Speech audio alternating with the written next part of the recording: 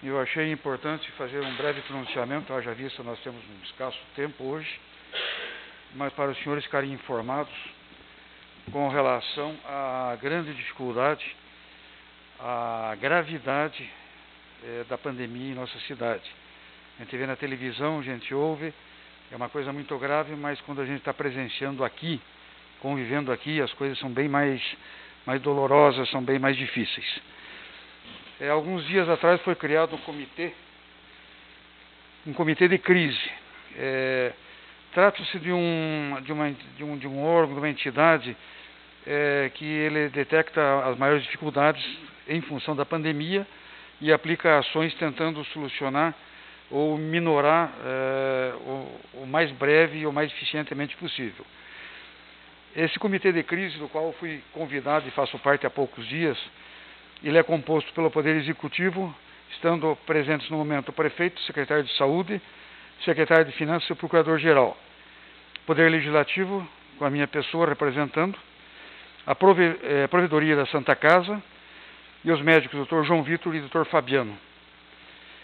Como eu já disse, o objetivo dele é identificar as maiores crises, as maiores dificuldades e, de uma forma conjunta, tentar solucionar esse problema ou pelo menos minorar com relação a atendimentos médicos, a transportes, a tudo que diga respeito a ações imediatas. Alguns dias atrás, a Prefeitura nos solicitou uma ajuda com relação à verba para a pandemia, que a princípio seria utilizada na compra dos respiradores. No andar dos dias, eu fui informado pelo secretário de Finanças da Prefeitura que a Prefeitura tinha verbas lá, que eram verbas carimbadas, que foram localizadas em quantidade suficiente para comprar os respiradores.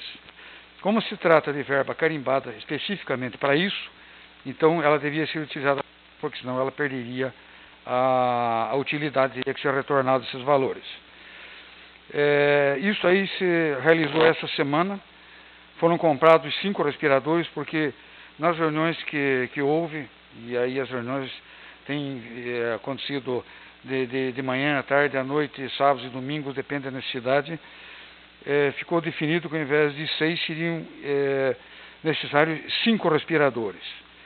Foram feitos todos os procedimentos administrativos, legais, e foram adquiridos 5 respiradores completos, com as bombas, com todo o equipamento que tem que vir junto, por um total de R$ 383.230, que a Prefeitura já encaminhou com regime de urgência. Com relação à disponibilidade de recursos da Câmara, que inicialmente eu havia colocado à disposição e depois, com a ratificação dos senhores, foi colocado à disposição para fazer essa ajuda, eles estão previstos numa etapa agora seguinte, que seriam para a provável contratação de novos leitos para ampliar a capacidade de internação das pessoas aqui e, se não for possível, encaminhar para a aquisição de vacinas, que está sendo trabalhado nesse sentido. A Prefeitura também está integrada nesse consórcio e provavelmente vai ser liberado, então nós podemos direcionar muita coisa na aquisição de vacinas, fora as que vêm muito devagar do governo do Estado, que vêm do governo federal. Para serem aplicados aqui, haveria essa possibilidade.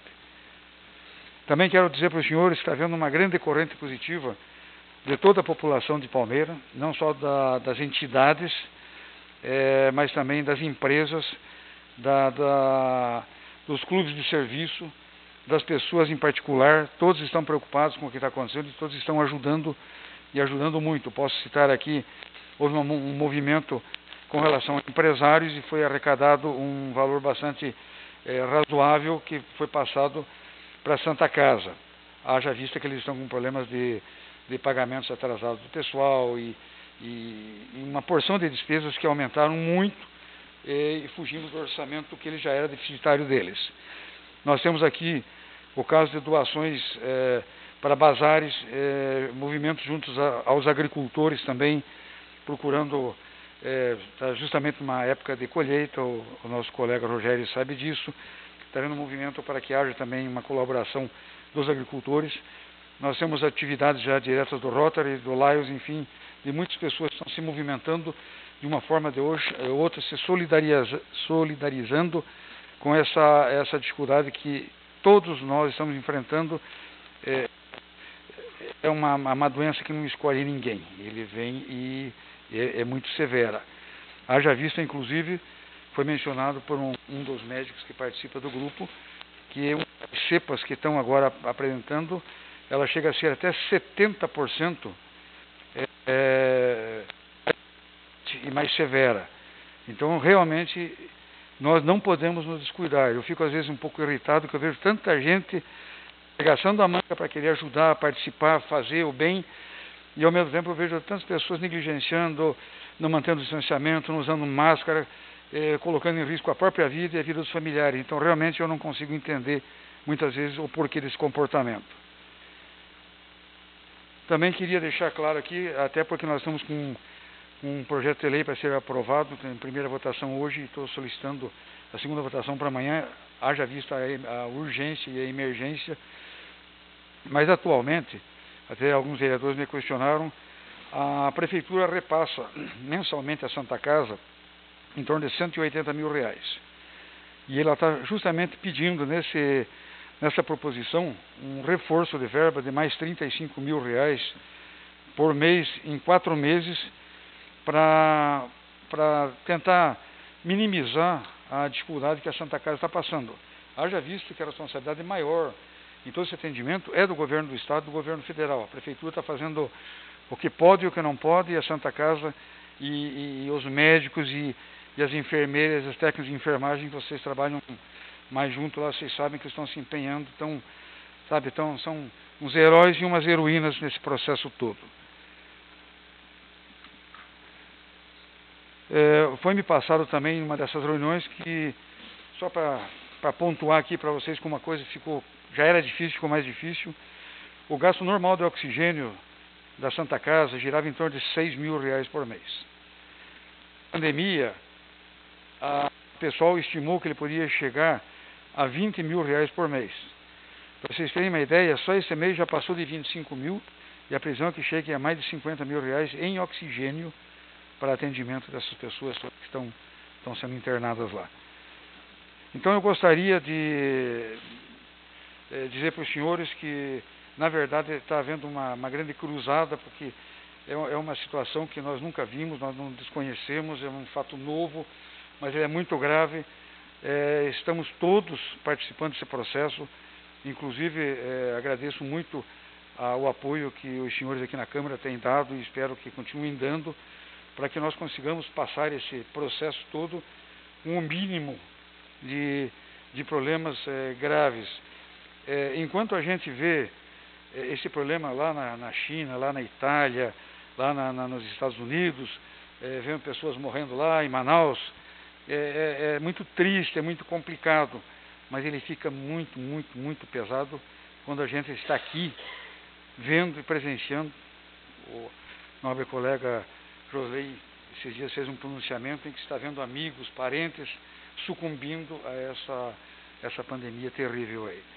Então, eu só queria colocar os senhores mais informados do que existe esse trabalho que está sendo feito, que o trabalho é enorme, mas que todos estão muito empenhados em tentar passar essa fase até que chegue a vacina, porque não existe um medicamento eficiente, fala-se no precoce, no preventivo, mas as correntes da ciência têm alertado que não é bem assim.